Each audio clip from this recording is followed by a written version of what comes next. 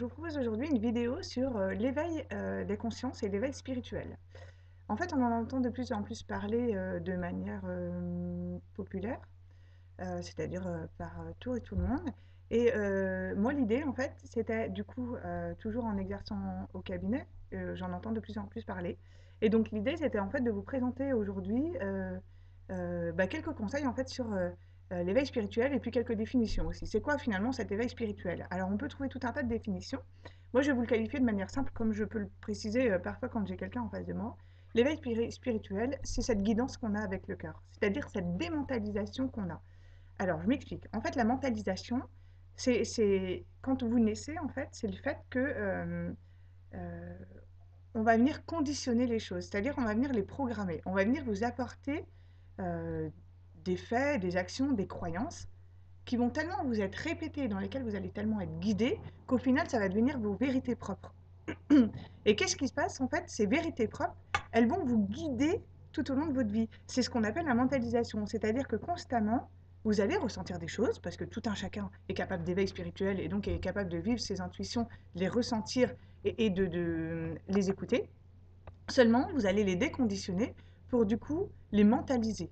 C'est-à-dire, vous les recevez, hop, vous avez l'intuition. Alors, c'est une fraction de seconde, hein. L'intuition, c'est un éclair. C'est je sens que, hop, ça arrive, et là, c'est trop difficile parce qu'en fait, vous êtes conditionné depuis tout un tas d'années. Quelqu'un qui a 20 ans, mais en général, est conditionné depuis 20 ans sur un schéma qui va faire que du coup, ce schéma-là va être interprété en fait en fonction de ce qu'on vous aura dit, de ce on vous aura inculqué. Et en fait, c'est ce qui fait qu'à un moment donné, vous perdez cet éveil. L'éveil spirituel, c'est la reconnexion à soi. Enfin, l'éveil spirituel, c'est la connexion à soi.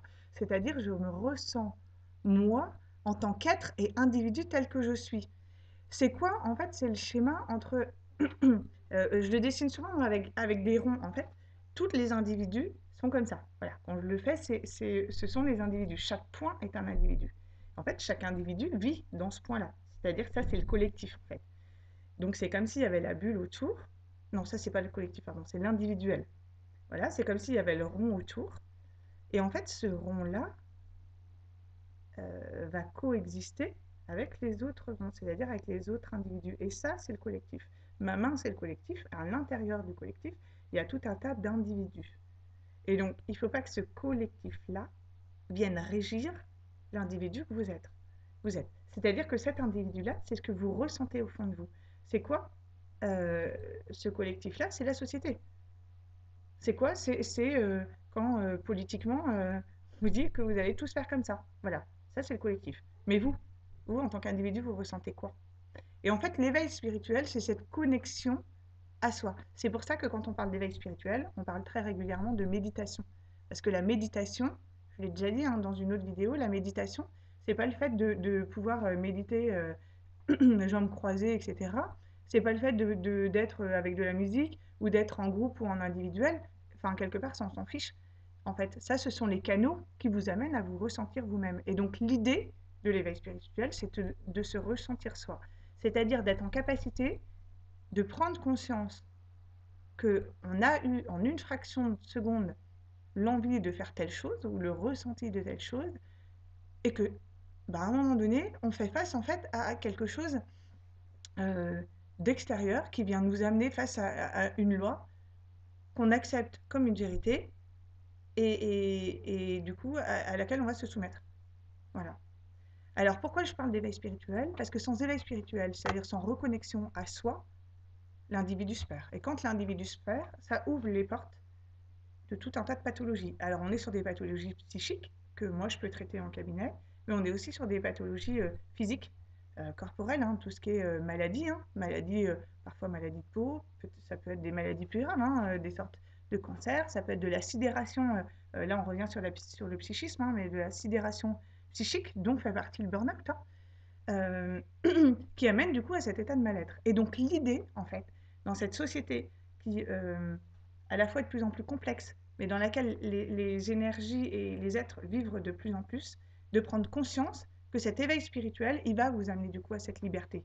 Que, en fait, la liberté, votre liberté, vous la créez. Et le tout, en fait, pour se créer cette liberté, c'est d'avoir un éveil de conscience.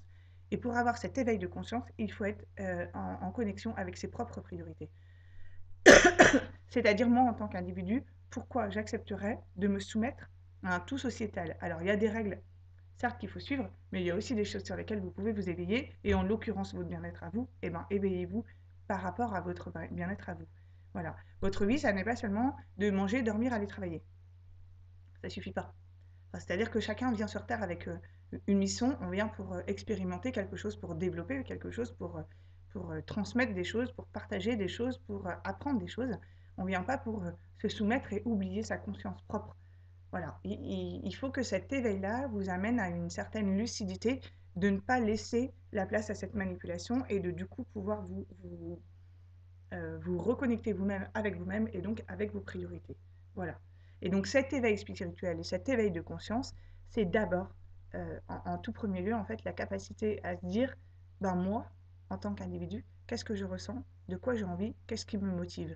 C'est donc la question générale du sens de ma vie. C'est-à-dire, quelles sont mes attentes dans cette vie-là? Qu'est-ce que j'attends de cette vie-là?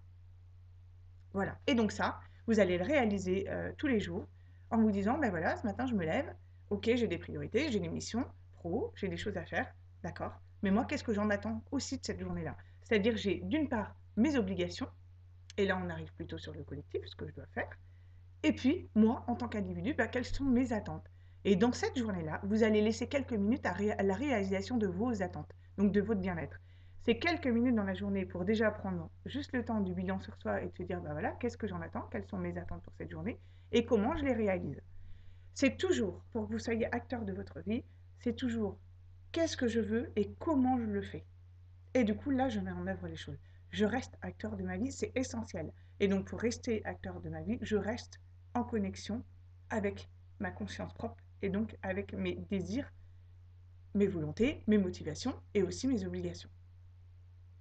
Voilà, bonne journée.